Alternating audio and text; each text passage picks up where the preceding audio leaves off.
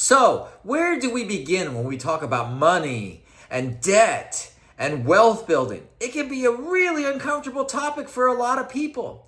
Did you know that many Americans spend more time planning their vacation each year than they do planning their personal finances?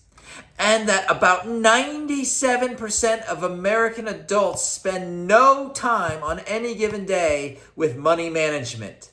0 minutes. No!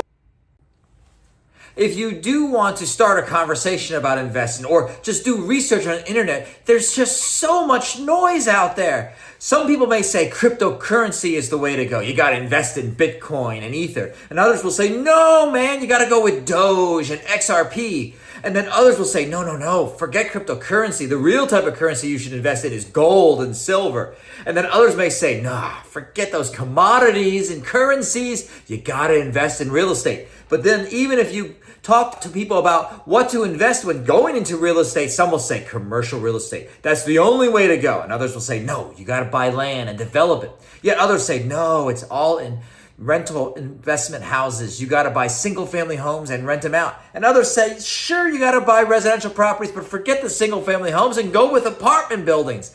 And then others will say, why are you all talking about being a landlord? You should be flipping houses. That's how you invest in real estate.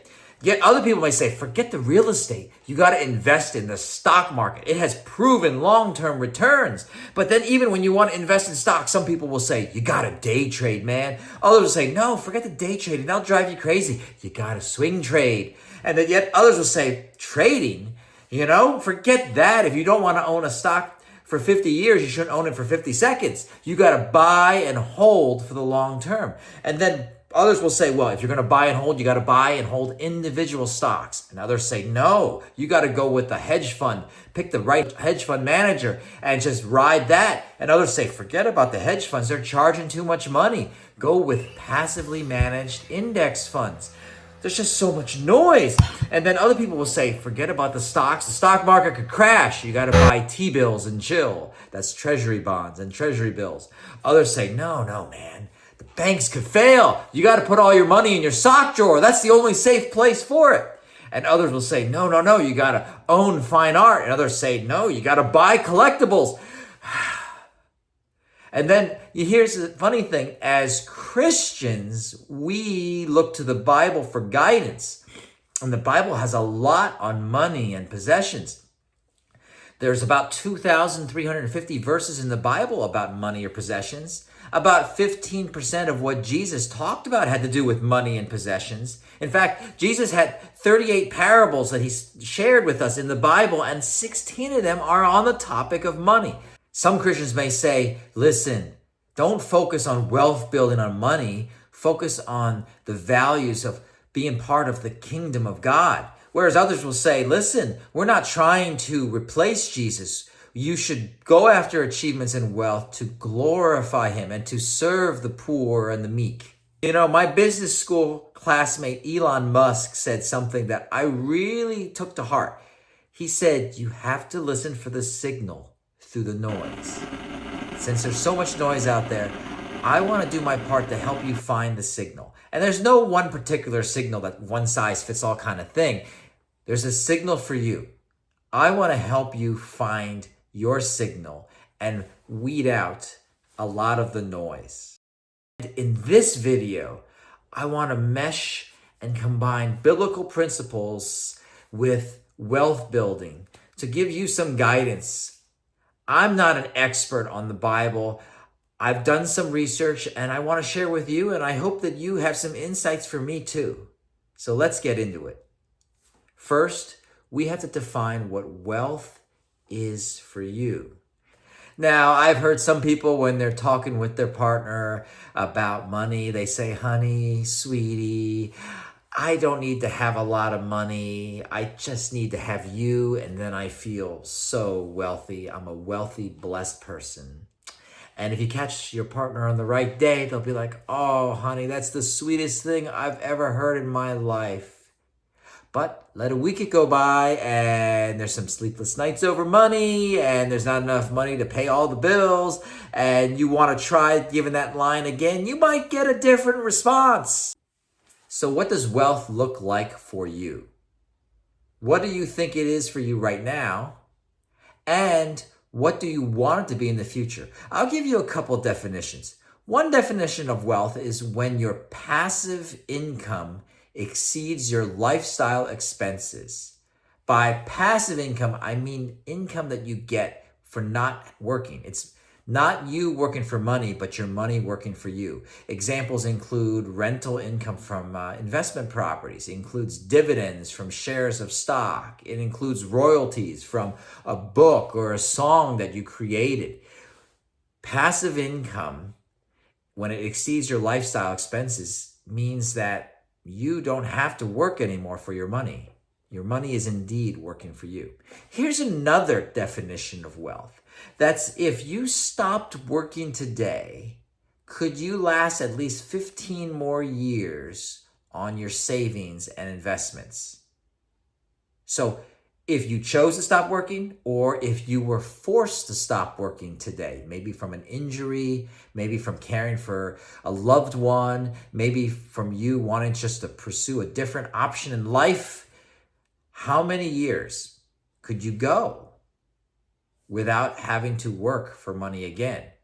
For many Americans, they are only about 2 to 3 months away from financial ruin if they stopped receiving the money from their current job. I don't want you to be in that position. So let's dig deeper. Now, one thing I will say for this video's purposes, do you want me to sugarcoat things and tell you what you want to hear? Or do you want me to gracefully tell you the truth, even if it makes you a little uncomfortable? So what did I hear you say? You would like me to share some truth with you, even if it makes you uncomfortable? Great, because growth happens when we step outside of our comfort zone. Here's another question. If you have not defined what wealth is for you, how can you possibly achieve it? You're not going to accidentally fall into wealth. Now, here's another question for those of you who have a partner or a spouse. What is your partner's definition of wealth? Is it in alignment with yours, or is it vastly different? And do you know what your partner's definition of wealth is? Do you really know? Why don't you ask them? And another question is, are you and your partner in alignment on personal finances? Your spending habits, where you invest, how much you invest, when you invest. If you're in alignment, great. How closely in alignment are you? If you're not in alignment, how far apart are you? Is it a complete diversion, a fork in the road, and you're going in opposite directions with how you handle money? No one expects you to walk step by step perfectly together. It is optimal, though, if you're both moving along the same path versus being in divergent directions. In your partnership or marriage, does one person try to dominate or overpower the other with regard to money? Is one of you running things and the other just silently going along because it's easier to do that than have conflict? Does one of you choose to handle nothing with regard to finances while the other handles everything? Do you have separate bank accounts? Separate credit cards? You don't have to share with me what your net worth is, but do you know what your net worth is? Your net worth is your personal balance sheet. It's a measure of your assets and your liabilities. Hopefully you have far more assets than you have liabilities, but that's not the case for a lot of people. And if you do have more liabilities than assets right now, I want to help you first get back to zero and then build up your net worth to a huge number that you can be really proud of. And so far, we've talked about your definition of wealth, and we've talked about whether you and your partner are in alignment with personal finances. Now we're going to talk about debt. How do you view debt? Do you view all debt as bad? Do you think there's some good debt out there and some bad debt? Have you gotten in trouble with debt in the past? Have your parents or other loved ones struggled with the weight of debt in the past? Do you aspire to be debt-free? Do you see debt as a tool to build wealth? Would you like to know how the wealthy use debt to get wealthier? We're going to go into all of this. Many of our beliefs about money and debt and wealth are formed in childhood or adolescence from tough times we've had in our younger days. Did your parents ever say things like, "I can't afford that," or "Do you think money grows on trees?"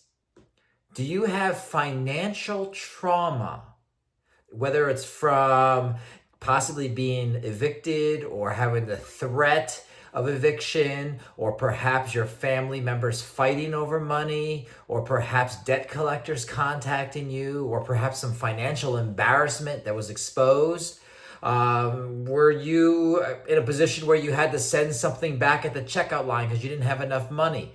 Did you have situations where your checks were bouncing, or you were paying overdraft fees, or there were bill collectors showing up at your door?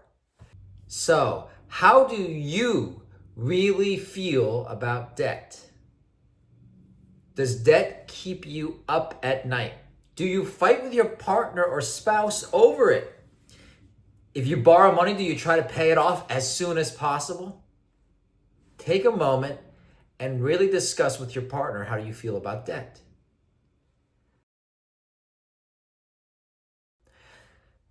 As for debt, it is mentioned a lot in the Bible, and in just a moment we'll go through several verses.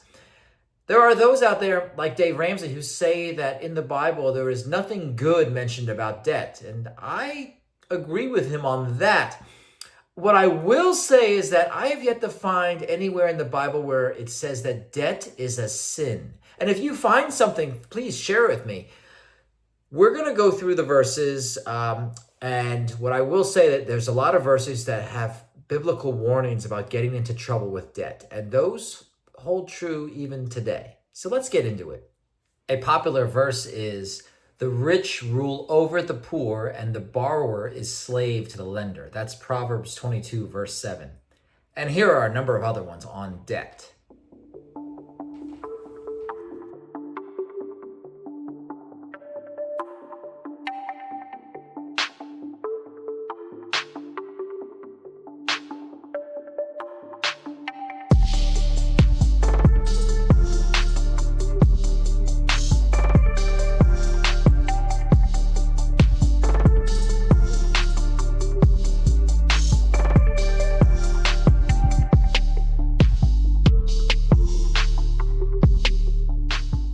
The wealthy tend to view debt differently than the poor and the middle class. The wealthy see debt as a tool to get wealthier. The wealthy have two distinctions on debt. One is good debt, which is defined as debt that helps put money in your pocket. And then there's bad debt, which is debt that takes money from your pocket. It's like consumer debt.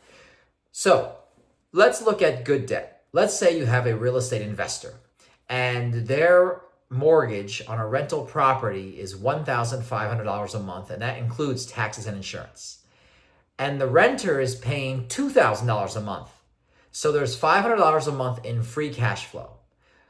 Ultimately, over time, the renters will pay the mortgage off, and the owner will enjoy the benefits of depreciation, which is a tax advantage, and they'll enjoy the benefits of the property appreciating in value over time. And of course, they enjoy the positive cash flow month after month. So you see, the wealthy use debt to acquire assets that produce cash flow and appreciate in value and provide tax advantages. On to bad debt. Bad debt takes money from your pocket. For example, your car loan. Now, cars depreciate in value. You've probably heard the moment you drive a new car off the lot, it loses 20 to 25% of its value. So the car is depreciating over time. In most cases, it's not a tax advantage. It doesn't give you deductions. and it just, you have debt on it and it just goes down in value. Also, bad debt can be debt on a boat, credit card debt on baubles and trinkets and unnecessary items. Now, I'm not saying that you shouldn't buy anything.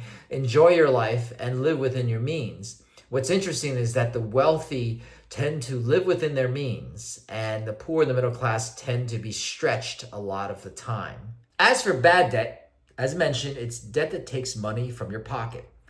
It's debt used to own assets that do not produce cash flow and do not appreciate in value and typically do not provide any tax advantages.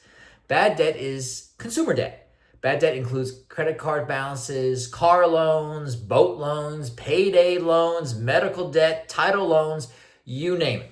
Some wealthy people even consider the mortgage on their own home to be bad debt because you don't make money off of it, but you do get the benefit of living there.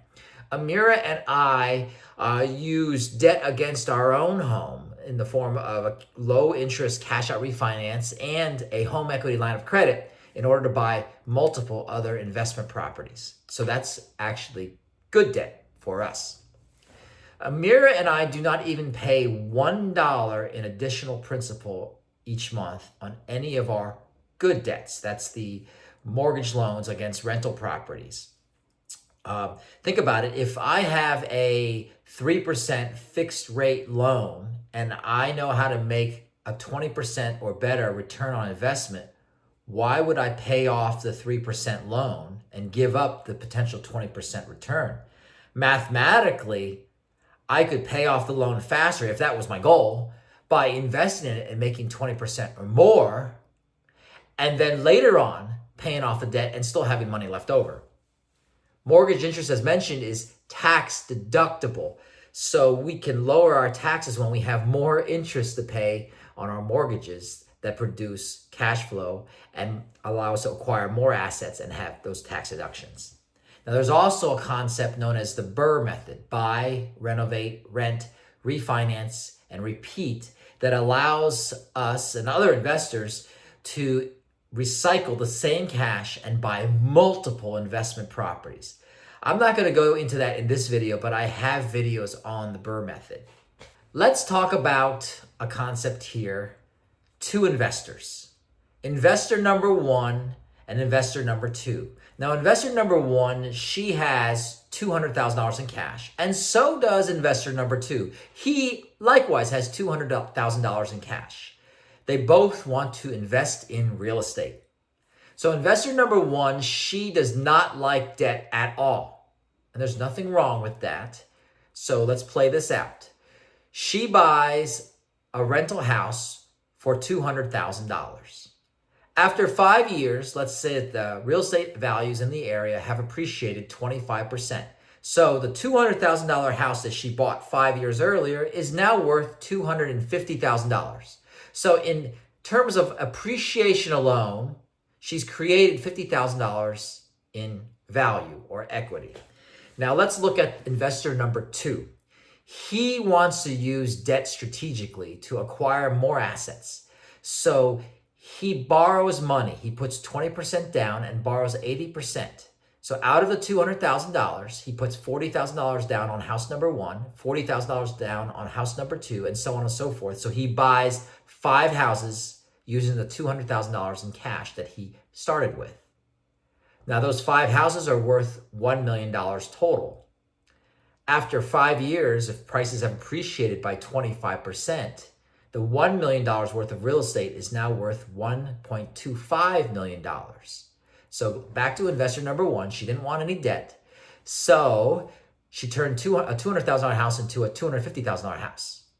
Investor number two embraced strategic good debt, and he turned $200,000 into $1.2 million worth of real estate. So remember that he had borrowed $800,000. So after 5 years, he's created $250,000 worth of equity. So he's turned $200,000 into $450,000, whereas investor number one, she turned $200,000 into $250,000 in terms of equity. So who's the better investor? If you're judging them based upon return on investment, it's obvious that investor number two has done better. Something that the wealthy know is that you pay $0 in taxes on borrowed money. The wealthy tend to spend a lot more time studying the tax code and consulting with advisors like their accountant, their attorney about asset protection, and their insurance agent, among others. When you borrow money against real estate, you get to keep the real estate. And hopefully, as an investment, you're getting cash flow and price appreciation and those tax deductions.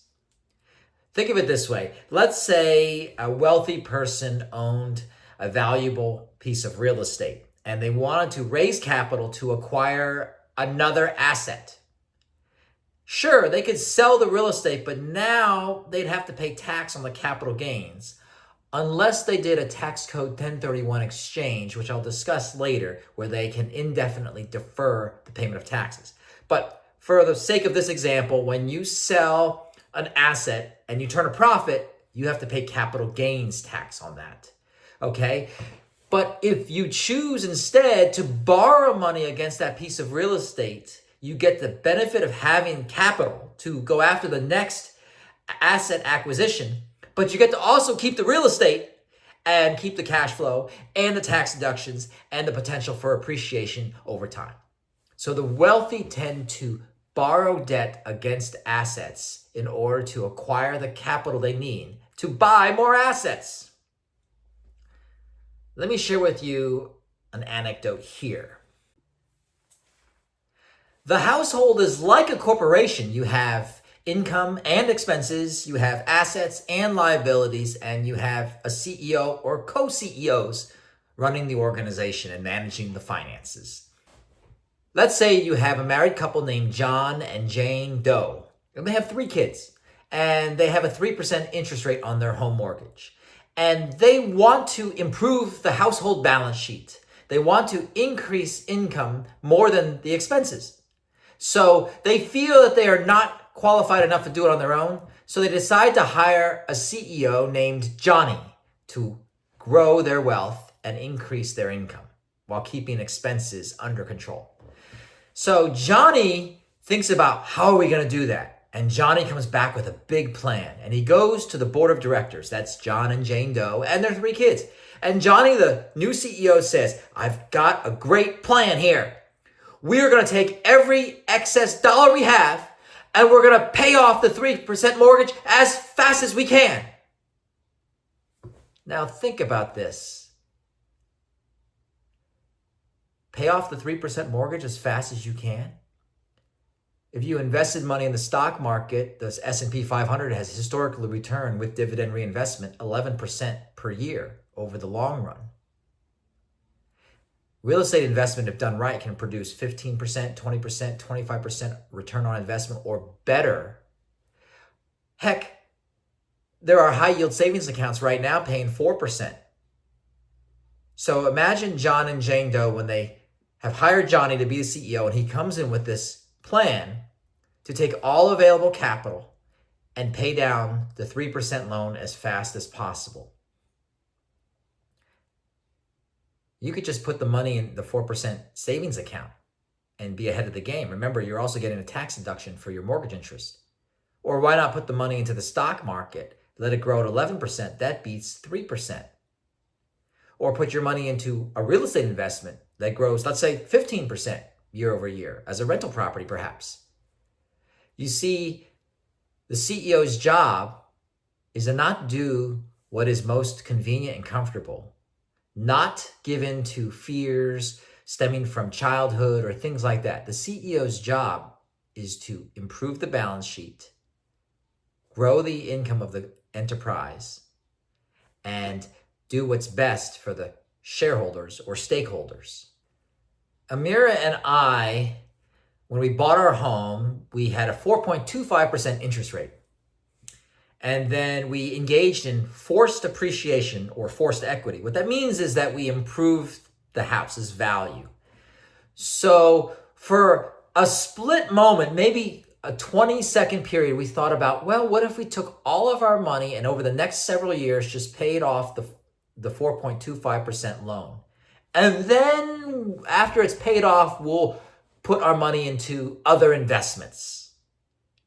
Like I said, we only talked about that for 20 seconds. What we did instead is we saw the interest rates went down, so we refinanced our home at a 3% interest rate, and we pulled cash out of our home, and we used it to buy multiple investment properties using the Burr method, which I had mentioned briefly earlier.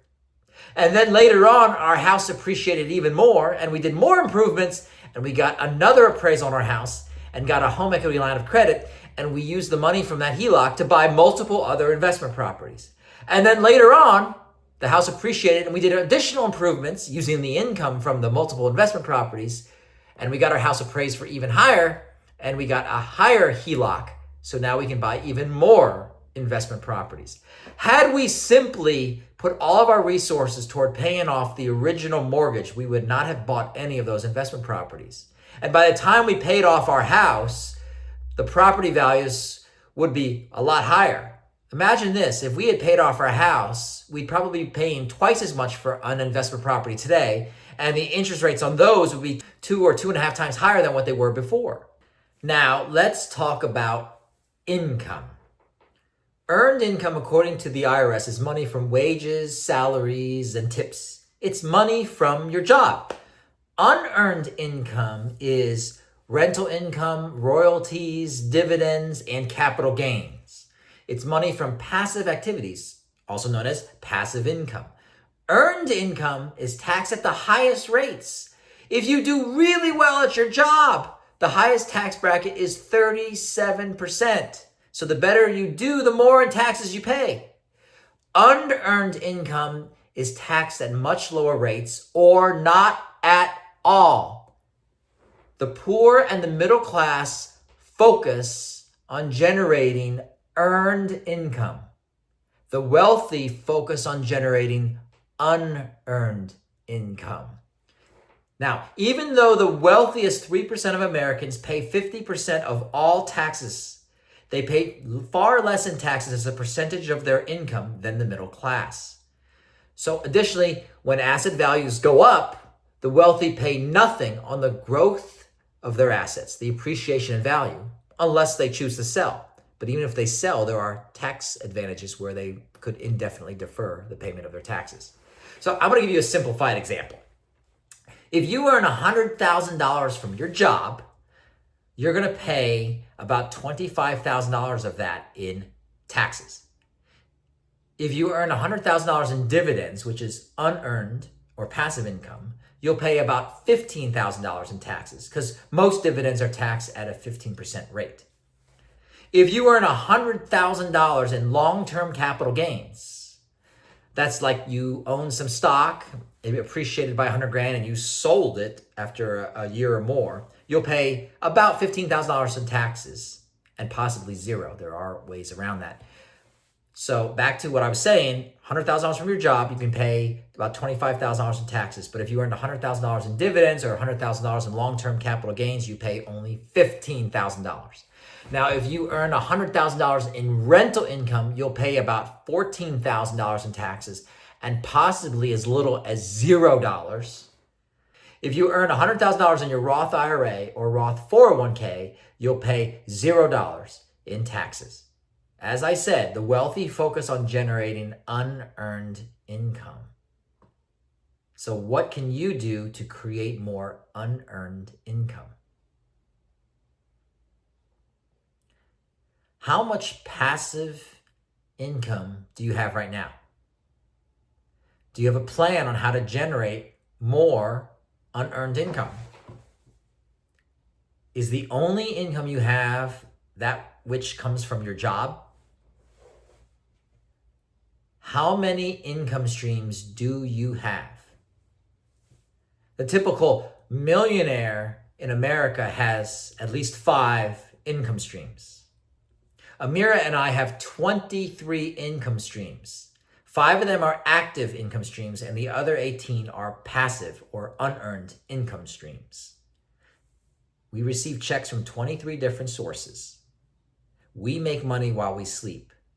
Our money works for us. For many people, they work for money. So the question is, how can you get more of your money to work for you so you don't have to work as hard to make money. Take a moment and think about how many income streams you have and brainstorm how you could add one more income stream this year. Lastly, for today, let's talk about risk. What is your definition of risk? Some people think that being an entrepreneur is risky. What if you don't have any customers? What if the customers you have leave you? What if your business fails? Some people say that being a real estate investor is risky. What if the tenants stop paying? What if housing prices go down? What if interest rates go up? What if the tenant trashes the place? Some people say that investing in stocks like the S&P 500 is risky. The stock market could crash. You could panic and sell at the wrong moment. Some people say that really what you should have is a good, safe, secure job. You get paid every week or every 2 weeks. That's reliable, consistent, safe, unless you get laid off or fired or your company goes out of business. So here's what's an interesting thing is that the wealthy see one source of income as extremely risky. That's why the wealthy go after multiple sources of income, particularly with a focus on unearned income. Here's a principle. You cannot grow wealth dramatically without incurring some level of risk. You have to take on risk if you want to build a big balance sheet, to increase your net worth dramatically, to create generational wealth. You have to embrace risk. You cannot grow wealth dramatically without risk. It's an axiomatic truth. The wealthy take on what the middle class often sees as risky. The wealthy start businesses. They invest in real estate. They buy stocks. Look at this graphic. If someone had invested $10,000 in 1960 in the S&P 500, by December 31st, 2024, that $10,000 investment would have appreciated into $982,000. However, if dividends were reinvested along the way, that nest egg would have grown to $6.24 million. But what if someone had put $10,000 in their sock drawer in 1960 and they pulled out the money on December 31st, 2024? How much would they have? $10,000. Now, the period 1960 to 2024 saw multiple wars, multiple stock market declines, even some crashes, saw inflation multiple times, but the value of the assets still grew. That's the power of compounding at work. Was it risky to invest $10,000 and let it ride and reinvest those dividends over time? Who you spend time with matters. In the Secrets of the Millionaire Mind by T. Harv Eker, he talks about how people tend to hang out with others who earn within 20% of them. For example, somebody who earns $50,000 a year tends to hang out with people who earn $40,000 to $60,000 a year. Someone who earns $200,000 a year tends to hang out with people who earn $160,000 to $240,000 a year. Someone who earns $5 million a year tends to hang out with people who earn $4 million to $6 million a year. So if you want to get wealthier and earn more money, it behooves you to spend more time with people who are earning more than you. I'll give you an example that actually happened last week. I was talking with somebody who is from the lower class. It's a person who does painting and handyman work for us. And when I was meeting him at a job site, he pulled a quarter out of his pocket and joked half-heartedly that this was all the money he had at the moment. He had to earn money quickly. He wanted to be paid in cash so he could address some of his expenses. The same week, I went for a 14-mile run with a Decamillionaire. And during that 14-mile run, about 50% of the time, we talked about money and asset protection and investments and philosophies. We talked about being caretakers or good stewards, not just for ourselves, but more so for the next generation and then the second generation after us. The level of conversations tends to be different. So, what kind of conversations are you having about money and debt and wealth? Success is a mathematical formula. The people in the middle class tend to manage their time. They use to-do lists, and I get it. Everyone has a to-do list. You have to get certain things done. That's just part of life. The wealthy manage their results, not so much to-do lists. Instead of saying, I'd like to invest later when I have the money and I feel more comfortable, say, I intend to open a Roth IRA this week and invest $3,000 in it in the next 60 days. Instead of saying, one day in the indeterminate future, when I feel ready, I will buy an investment property. Do this. Say, I intend to buy an investment property this year. I will spend time with seasoned investors and surround myself with the people who can help make it happen. In the periodic training sessions that follow this, I will help you annihilate any financial limiting beliefs you may have, eliminate all consumer debt, act to succeed gradually, then suddenly. I will help you set conditions to take massive action, add multiple income streams across diverse asset classes, create your personalized step-by-step plan to achieve results, and understand how the wealthy protect their assets and their children. What people say they will do sounds impressive.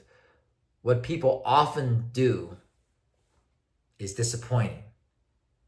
I want you to find a way to build your wealth in a godly fashion and serve many others. Let's look at Acts chapter 20, verse 35. In every way I have shown you that by working hard like this, you can help those in need, and that you should also remember the words of the Lord Jesus, that it is more blessed to give than receive.